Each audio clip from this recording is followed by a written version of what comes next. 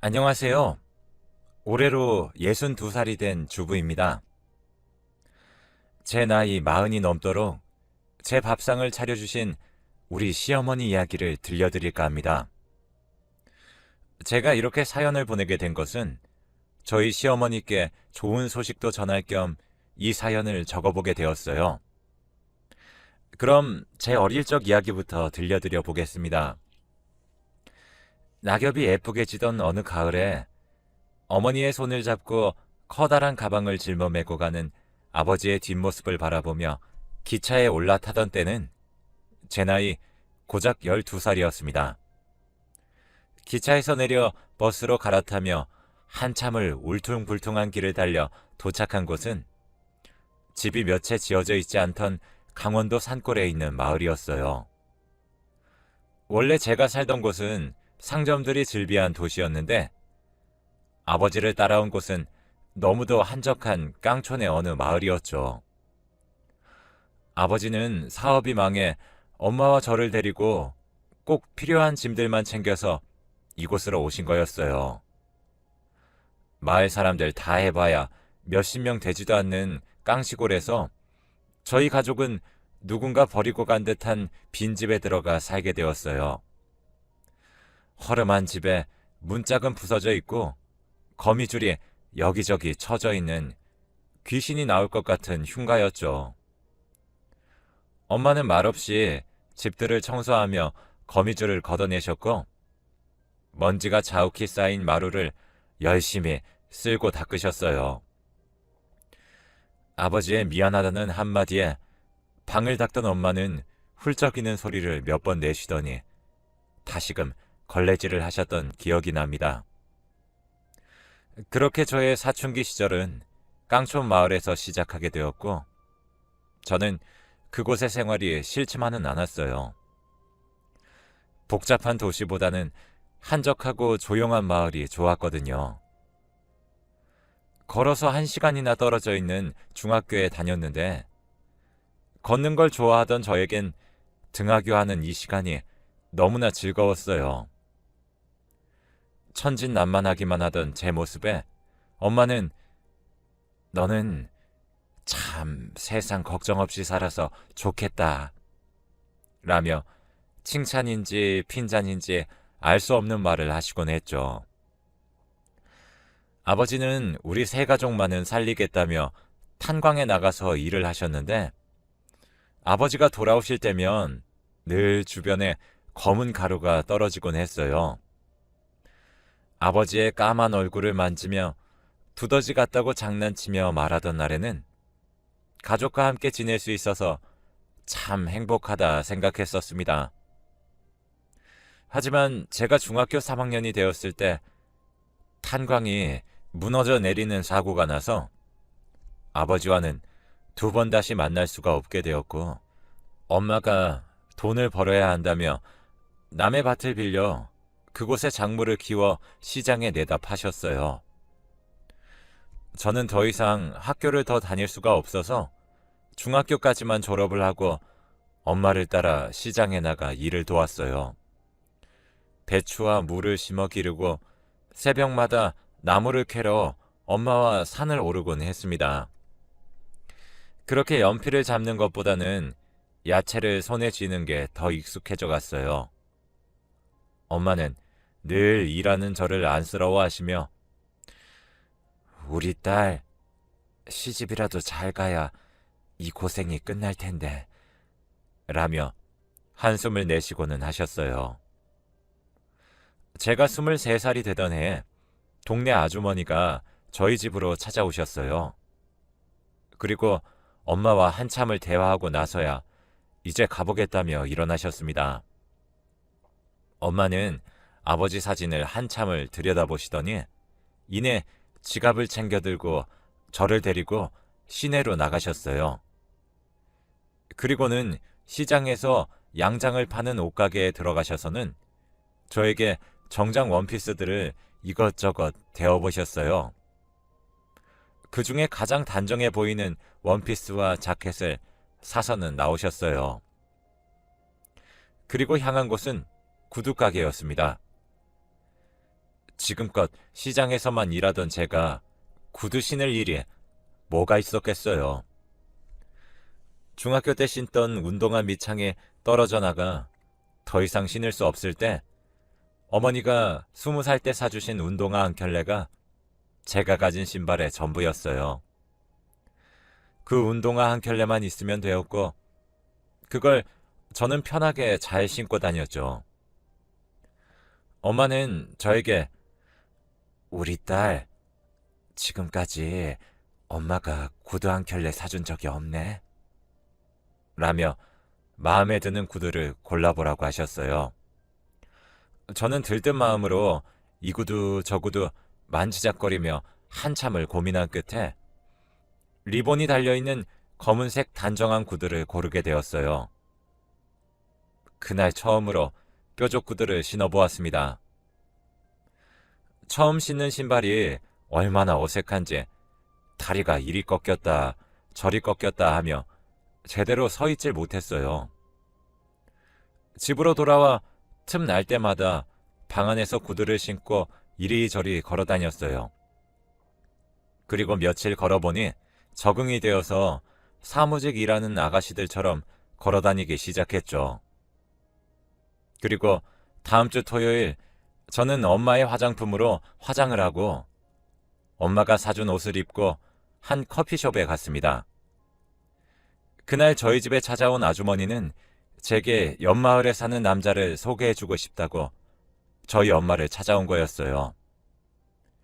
시내 커피숍에서 만난 그 남자는 큰 키에 진한 눈썹이 인상적인 사람이어서 양복이 무척 잘 어울리는 사람이었죠. 혹시나 저 사람이 내가 입은 양장 원피스가 어색하다고 생각하진 않을까 걱정하며 그 사람이 묻는 말에만 대답을 간신히 하고는 앞에 있는 커피잔만 만지작거리며 있었습니다. 서로를 낯설어하며 간신히 이런저런 대화를 이어갔는데 대화를 나누다 보니 그 사람도 중매로 누군가를 만나는 건 처음이라고 했어요. 그 사람의 직업은 트럭 운전수였고 아버지가 일찍이 돌아가셔서 안 계시고 홀어머니와 두 동생들과 함께 살고 있다고 했습니다. 홀어머니를 모시며 동생들을 보살피며 사는 그 남자가 안쓰러우면서도 너무나 착하고 듬직하게 느껴졌어요. 생활력도 있어 보이고 인정도 많아 보이는 사람이었죠. 그 후로도 몇 번의 만남을 가지면서 서로에게 좋아하는 마음이 생겨 정식으로 연애를 하게 되었어요. 그리고 친정엄마께 인사를 시키게 되었는데 친정엄마는 사람 참 착하고 좋아 보인다며 이만하면 괜찮다고 하셨어요. 그렇게 저는 첫 연애를 한 지 8개월 만에 결혼을 약속하고 결혼을 하게 되었습니다. 비록 홀 시어머니의 시동생들까지 건사해야 하는 며느리 자리였지만 친정엄마는 저희 형편에 이 정도면 되었다고 생각하셨나 봐요.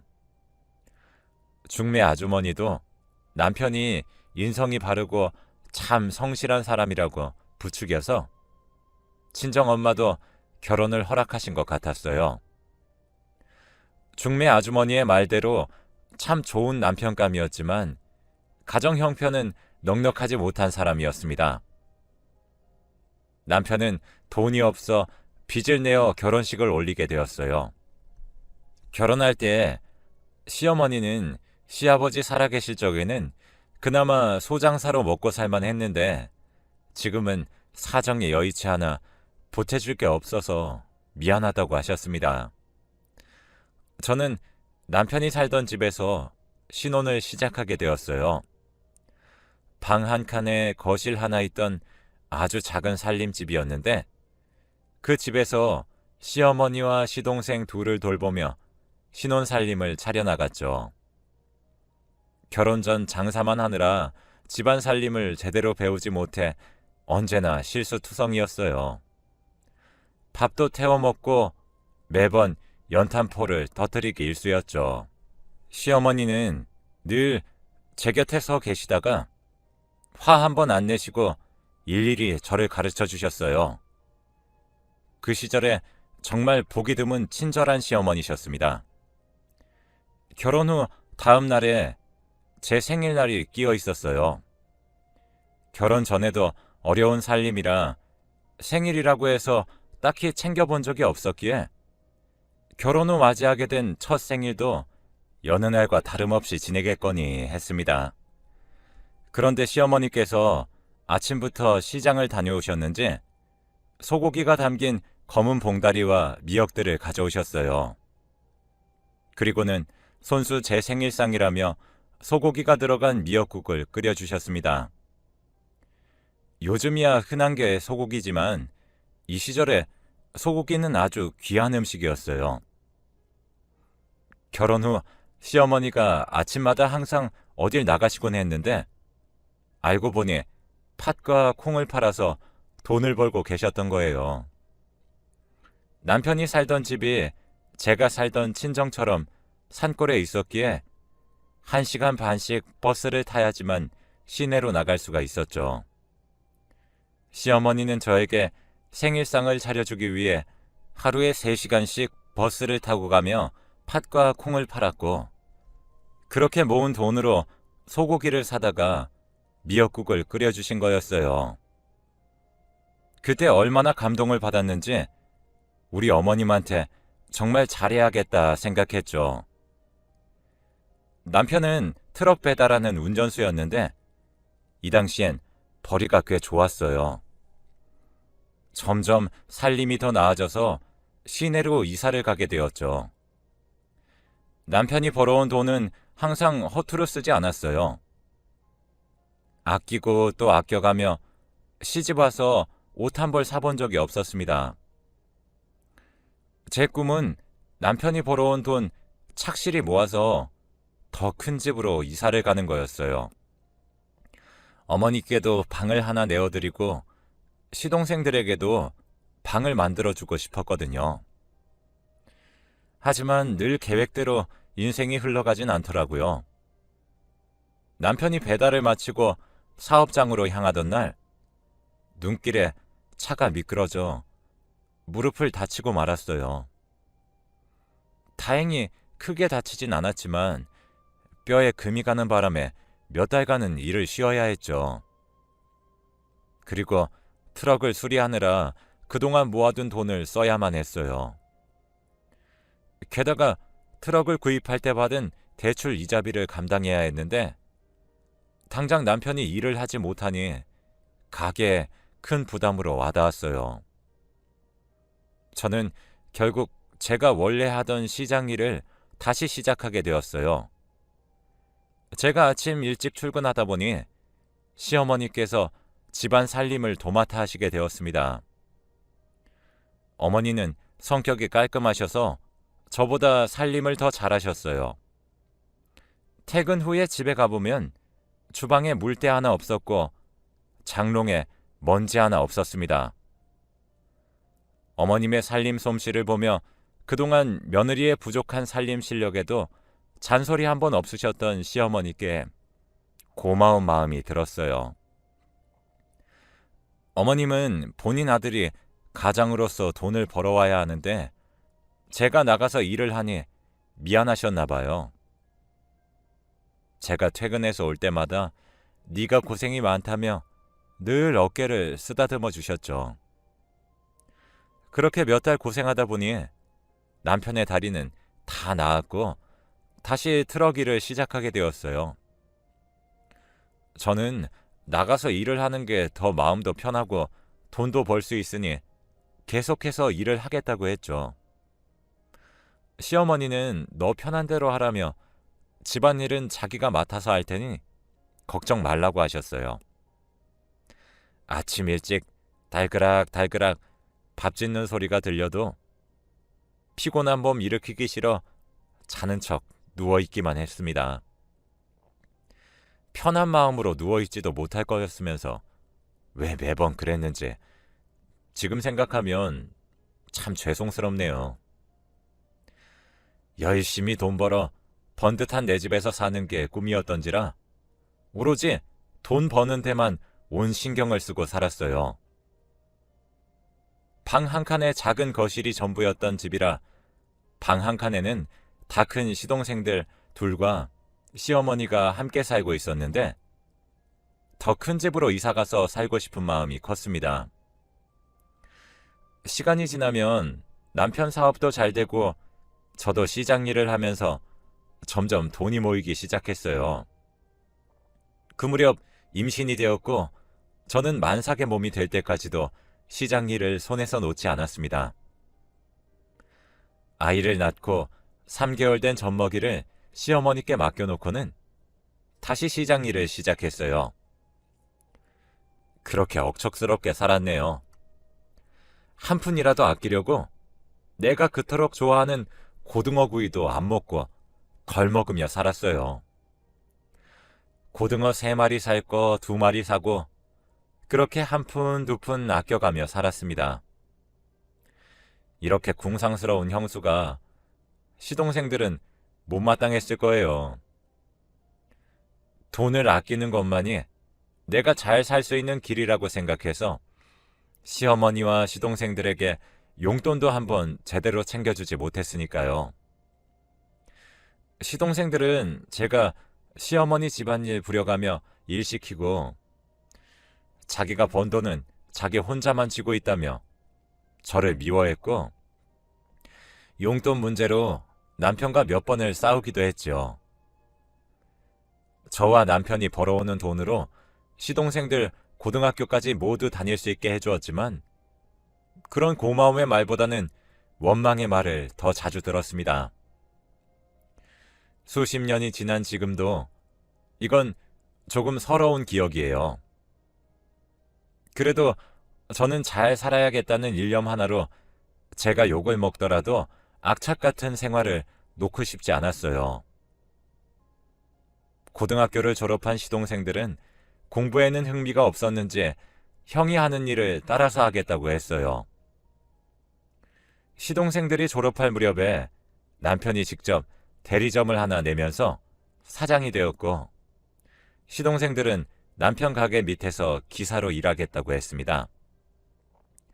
시동생들이 성년이 되면서는 제가 그동안 모아둔 돈을 꺼내어주며 작은 집을 하나 구해 독립해서 살라고 했어요.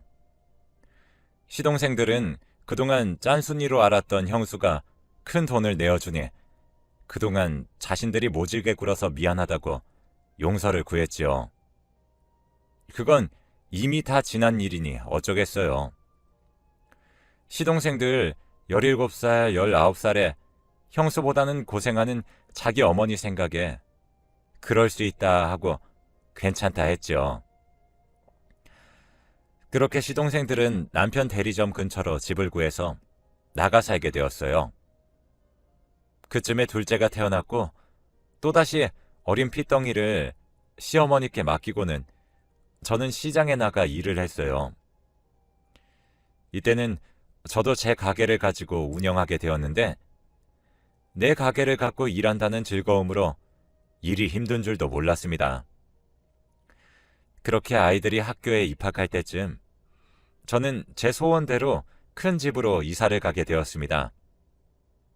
처음으로 가진 우리 집이었어요.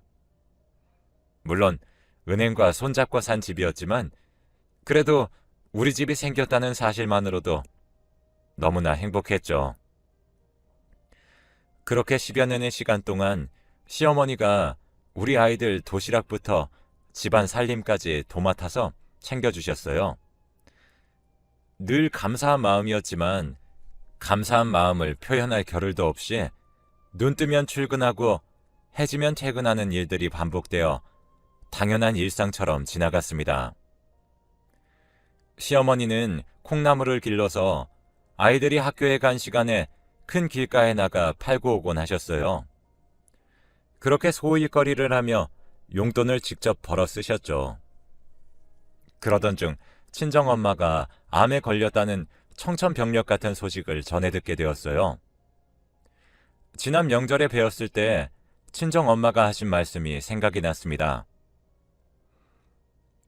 우리 동네에 용한 점쟁이가 있는데 나더러 환갑까지밖에 못 산다더라. 라는 말이었죠. 저는 그 점쟁이를 욕하며 멀쩡한 우리 엄마한테 못하는 소리가 없다고, 그런 말은 흘려듣는 게 정신건강에 이롭다며 저 또한 한 귀로 듣고 흘렸어요. 그 일이 있은 지 얼마 안 되어서 엄마의 암 소식을 들으니 눈앞이 깜깜했습니다. 이때 저희 어머니 연세가 60살이셨어요. 당장이라도 일을 그만두고 친정엄마의 병간호를 하러 달려가고 싶었지만 주택대출 이자를 감당하려면 일을 그만둘 수도 없는 상황이었죠. 밤마다 고민하고 걱정하는 제 모습을 보셨는지 시어머니께서는 며느라, 친정어머니 너희 집으로 모셔오너라.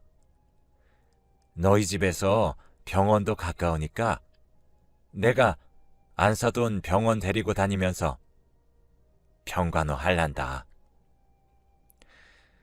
시어머니의 말에 눈물이 하염없이 흘렀습니다. 그렇게 친정어머니를 집으로 모셔와 함께 살게 되었어요. 그날부터 시어머니는 식단을 암 환자를 위한 식단으로 바꾸어 차려주셨고 병원도 매번 같이 가주시고 말동무도 해주셨죠. 하루는 퇴근을 하고 친정엄마 몸 상태를 살피는데 친정엄마가 제 손을 잡으며 너희 시어머니 같은 좋은 분은 내 평생 본 적이 없다. 우리 딸이 시집 참 잘 갔네. 엄마 떠나고 없어도 너무 슬퍼하지 말고 너희 시어머니가 엄마라고 생각하고 잘해드려. 라며 미소를 지으셨어요.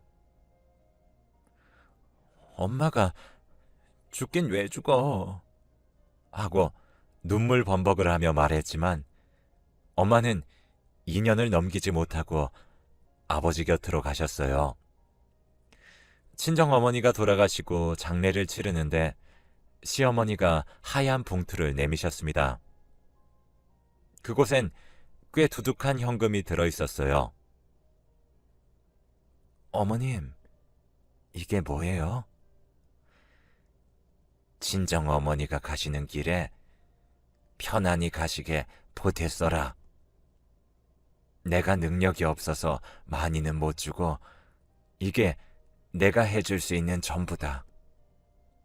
묘자리 좋은 데로 골라서 양지 바른 곳으로 모셔라. 봉투를 내민 시어머니의 손은 언제 이렇게 늙으셨는지 기미도 올라오고 쭈글쭈글해져 있었어요. 그동안 집에서 살림만 봐주신 게 아니라 매일 콩나물을 키워서 시장에 가져가 파신 돈, 그렇게 한 푼 두 푼 모아 내민 봉투 위로 눈물이 떨어졌습니다. 시어머니도 연세가 있으신데 친정어머니 병수발 모두 봐주시고 아이들까지 돌봐주시느라 얼마나 힘드셨겠어요. 그런데 본인 힘들단 말 한마디 안 하시고 오히려 제게 돈 봉투를 내미시는 시어머니가 고맙고 죄송스러운 마음에 저절로 눈시울이 뜨거워졌어요. 시어머니께 이 돈 받을 수 없다고, 어머님께 너무 죄송하다고 여러 번 사양했지만 시어머니는 극구 제 손에 봉투를 쥐어주시며 친정어머니는 좋은 데로 가셨을 거라고 저를 안아주셨습니다. 이렇게 사연을 보내려 이야기를 적다 보니 다시금 시어머니께 참 감사하네요. 고맙습니다, 어머님. 아무튼 장례가 끝난 후에 저희 가족은 다시 일상으로 돌아왔어요. 제가 시장에 나가 야채를 팔았고 남편은 대리점 운영하며 거래처를 늘려가기 시작했어요. 시어머니는 여느 때처럼 집안 살림을 봐주시고 아이들 도시락도 챙겨주시며 돌봐주셨죠. 아이들은 집과 독서실을 오가며 공부를 했어요. 누구 하나 공부하라고 잔소리하지 않았는데 참 바르게도 잘해주었죠. 가족들이 모두 열심히 살아서 그랬던 건지 아이들이 시간을 허투루 쓰지 않고 책상에 스스로 짠 계획표를 붙여가며 열심히 공부해 주었습니다. 그렇게 잘 자란 아들 둘이 좋은 대학을 나와 회사에 입사하게 되었습니다. 큰아들이 회사에 입사해 받은 첫 월급을 모두 할머니께 가져다 드리며 할머니, 그동안 키워주셔서 정말 감사합니다. 라고 말을 하는데 제가 더 감동받아서 마음이 뭉클했네요. 시어머니 역시 감동을 많이 받았는지 평소에 눈물 보이는 분이 아니신데 눈 안에 눈물이 가득 고여서는 몇 번이고 고맙다고 답해 주시더라고요.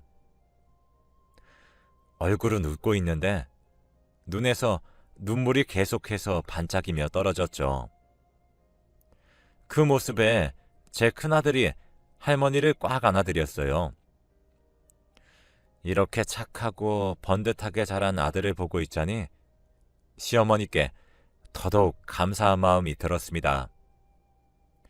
엄마가 일하느라 아들 옆에서 잘 돌봐주지도 못했는데 시어머니께서 저 대신 이렇게 잘 돌봐주셔서 너무도 감사했죠. 작은 아들도 첫 월급은 당연하게 할머니께 가져다 드렸어요. 부모인 저희에게 주는 것보다도 자기들 곁에서 늘 돌봐준 할머니께 잘해주는 모습을 보니 얼마나 대견하고 자랑스러웠는지 모릅니다. 이제 우리 아이들 모두 컸으니 장가만 잘 보내면 제 인생의 숙제는 모두 다 끝난 거겠구나 싶었어요. 시어머니와도 이런저런 이야기를 두런두런 나누었죠. 어머님도 자기는 이제 아이들 장가 가서 증손주 낳는 것만 보면 죽어도 여한이 없겠다고 말씀하시곤 했어요. 어머님은 두 손주들에게 받은 돈을 잘 모아두셨다가 손자들이 데이트하러 나갈 때마다 3만 원씩 손에 쥐어주시곤 했어요. 여자친구 맛있는 거 사주고 오라면서요. 그럼 제 아들들은 그 돈으로 뭐 사 먹었는지 사진 찍어 와서는 할머니께 보여드리고 했네요. 그러던 어느 날 여느 때처럼 출근을 하려고 신발장을 보는데 시어머니의 가지런하게 놓인 신발이 보였습니다. 아이들 대학 입학할 때 옷 사준다며 데리고 시내에 나갔다가 시어머니 신발도 하나 사드렸었는데 그 신발을 여전히 신고 다니셨나 봐요. 세월의 흔적이 신발에 고스란히 묻어 가죽의 주름이 꼬깃꼬깃 져 있는 게 우리 시어머니의 주름 같아서 마음이 아팠습니다. 하루 종일 일하는데 시어머니의 신발이 자꾸만 눈에 아른거렸어요. 그래서 그날은 평소보다 일찍 퇴근을 해서 집에 들어갔습니다. 그리고 시어머니를 차에 태워 백화점으로 향했어요. 시어머니는 도대체 어딜 가길래 이리 급하게 가는 거야? 어디 가는지 말이나 해주고 이 노인네를 데려가야지. 이따가 애들 오기 전에 찌개도 끓여놔야 되는데 너무 멀리 가면 안 된다. 라고 하셨어요. 저는 어머님이랑 꼭 가볼 데가 있어서 그래요. 좋은 데 가는 거니까 걱정하지 마세요. 라고만 대답하며 말씀드리지 않았어요. 시어머니가 제가 백화점에 가는 걸 아시면 쓸데없는데 돈 쓰러 간다고 안 가겠다고 하실까봐 말씀드릴 수가 없었네요. 백화점 주차장에 들어서자 시어머니는 갑자기 웬 백화점이냐며 여긴 비싼 물건 많이 있는 곳 아니냐고 하셨죠. 어느 날 저희 집 재산을 정리해 본 날이 있었어요. 저희 가족은 돈 걱정 없이 살 만큼은 모았더라고요. 아이들 장가 보낼 돈도 다 해놨고 우리 부부 노후 자금도 다 마련해뒀습니다. 통장을 보고 있자니 이젠 시어머니 잘 모시면서 우리 가족 행복하게 살면 되겠다고 생각이 들었죠. 그리고 그동안 열심히 모은 돈도 좀 쓰면서 살고 싶어졌습니다. 그래서 시어머니를 모시고 처음으로 백화점에 가서 옷을 사드리게 되었어요. 그동안은 억척스럽게 사느라 백화점은커녕 아울렛 매장도 잘 가지 않던 저였고 시어머니는 역시 본인 옷 좋은 것 한번 사입고 사셨던 적이 없었죠. 시어머니 손을 꼭 잡고 매장을 여기저기 돌아다니다가 꽃자수가 화려하게 놓인 겨울 코트 한 벌이 눈에 들어왔어요. 시어머니께 입혀드리니 너무나 화사한 게 참 고우셨습니다. 코트에 어울리는 예쁜 모자도 하나 사드리고 구두 매장으로 향했어요. 주름진 신발 대신 번들번들 윤이 나는 편하고 예쁜 가죽 로퍼로 하나 사드렸죠. 시어머니는 오늘 내 생일이냐? 무슨 선물을 이렇게 많이 사주냐? 하시며 제가 돈을 많이 쓰니 불편해 하시는데 기분은 참 좋아 보이시더라고요. 이게 뭐라고 그동안 우리 착한 시어머니 옷 한 벌 제대로 못 사드렸나 싶더라고요. 그런 어머니께 어머님, 이제 우리도 먹고 싶은 거 먹고 입고 싶은 거 입으면서 행복하게 살아요. 그동안 우리 가족 모두 열심히 살았잖아요. 저도 어머니도 애들 아빠도 그동안 세상에 좋은 것 누리지도 못하고 일만 한다고 앞만 보고 달려온 것 같아서 이제는 우리도 좀 즐기면서 살자고요. 그리고 제가 무뚝뚝해서 그동안 표현을 많이 못했는데 어머님, 그동안 정말 감사했어요.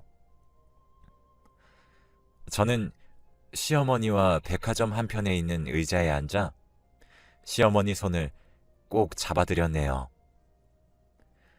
고맙다는 시어머니 말에 제 마음도 따뜻해졌죠.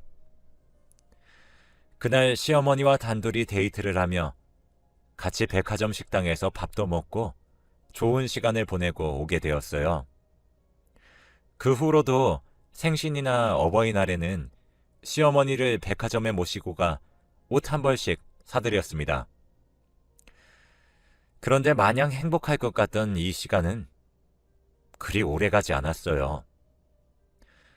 조금씩 기억을 깜빡깜빡 하시던 시어머니, 나이가 드니 당연한 거라고 여기며 대수롭지 않게 지내던 어느 날 여전히 콩나물을 길러 팔러 나가신 시어머니가 집에 올 시간이 되어도 오시지 않았죠. 저는 시어머니를 찾으러 나갔고 그곳에서 콩나물 박스 앞에 가만히 앉아서 멍한 얼굴로 허공을 바라보시는 시어머니를 보게 되었어요. 시어머니를 불러도 대답도 없으시고 제가 어깨를 툭툭 친 후에야 저를 바라보셨죠. 그런데 저를 바라보시는 어머님은 저를 한참을 바라본 후에야 민수 애미구나 하셨어요. 그리고는 콩나물 박스도 내버려둔 채 발길 가는 대로 걸어가시더군요. 시어머니가 가시는 방향은 저희 집과는 전혀 상관없는 길이었죠.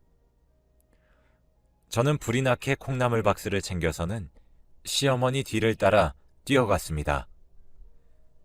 그제서야 우리 시어머니께 치매가 찾아왔다는 걸 알 수 있었어요. 다음 날 건강검진하러 가자며 어머니를 모시고 간 병원에서 치매 판정을 받았습니다. 생각보다 꽤 진행된 치매에 저는 무척 놀랐어요. 매일 얼굴 마주보고 사는 제가 어떻게 그동안 시어머니의 치매를 눈치채지 못했던 건지 무심했던 제가 너무 한심했어요. 의사 선생님 말로는 매일 같이 사는 가족들은 오히려 눈치 못 챈다며 너무 상심하지 말라고 하셨죠.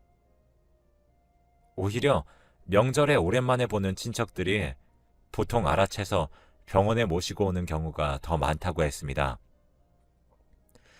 우리 시어머니가 그때 나이가 78이셨어요. 시어머니도 충격이 크셨는지 몇 날 며칠 밥을 잘 드시지 못했죠. 시어머니의 증세는 서서히 심해져 갔고 저는 큰 결심을 하게 되었어요. 제가 평생을 일해온 야채 가게를 다른 사람에게 팔고 정리를 했어요. 그리고 시어머니께서 제 친정엄마와 제 아이를 돌봐주셨던 것처럼 저도 시어머니를 돌봐드리기 시작했습니다. 10년이란 시간 동안 시어머니께서 제 아이들과 친정어머니께 해주신 것처럼 삼시세끼를 차려드리고 기저귀를 갈아드리며 열심히 돌봐드렸습니다. 주변에서는 제게 어떻게 치매 시어머니를 10년이나 모시면서 힘들다 소리 한번 안 하냐고 했습니다. 다행히 시어머니가 착한 치매여서인지 시어머니 수발 드는 게 못 견딜 정도로 힘들진 않았어요. 그렇다고 결코 쉬운 일도 아니었죠.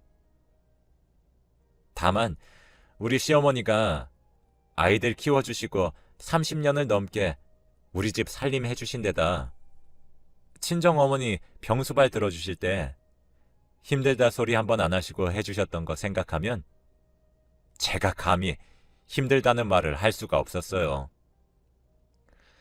우리 시어머니가 해주신 거에 비하면 이건 아무것도 아니다 라는 마음으로 하루하루 지냈습니다. 기억을 잃은 시어머니와 말동무를 하며 지내던 어느 날 시어머니는 나중에는 제가 누군지도 기억하지 못하셨어요. 저를 기억에서 잊으셨을 땐 마음이 너무도 아팠습니다. 저를 낯선 사람 대하듯 하는 어머님께 적응하는 것도 꽤 오랜 시간이 필요했죠. 어머님 연세가 88세가 되었을 때 시어머니는 너무 마르고 작아져 있으셨어요. 그리고 이제 우리가 함께할 날이 얼마 안 남았구나 싶어 매일 밤 자기 전에 인사하며 사랑한다고 얘기를 하곤 했습니다. 그날도 여느 날처럼 시어머니께 말했어요. 어머님, 안녕히 주무세요. 사랑해요.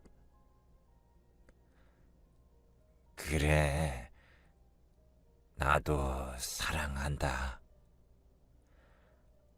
어머님, 제가 누군지 알아요? 그럼, 알지. 제가 누군데요? 우리 며느리. 세상에, 어머님, 저 기억나시는 거예요? 그럼, 당연하지. 어머님, 사랑해요. 나도 사랑한다. 며느라, 고맙다. 그날 저녁, 저는 어머님을 안고 펑펑 울었습니다. 제 울음소리에 남편이 어머님 방으로 달려왔지만 곧 어머님은 다시 정신을 놓으셨어요. 그날 어머님이 제게 해주신 말씀들이 아직도 귀에 생생하네요. 그리고 얼마 안 있다가 어머님은 하늘나라로 가셨어요. 그게 벌써 재작년 일이네요. 어머님, 그곳은 편안하신가요? 저는 아직도 어머님 생각하면 눈시울이 자꾸만 붉어져요. 어머님, 우리 큰아들 민수가 이제 결혼을 한다네요. 우리 어머님 조금만 더 살고 가셨으면 좋았을 텐데. 어머님이 저희들에게 주신 사랑 잘 간직했다가 우리 며느리들에게 베풀도록 하겠습니다. 어머님이 제 어머님이라서 정말 감사했어요. 이제는 그곳에서 고생 없이 행복하시길 바래요. 어머님,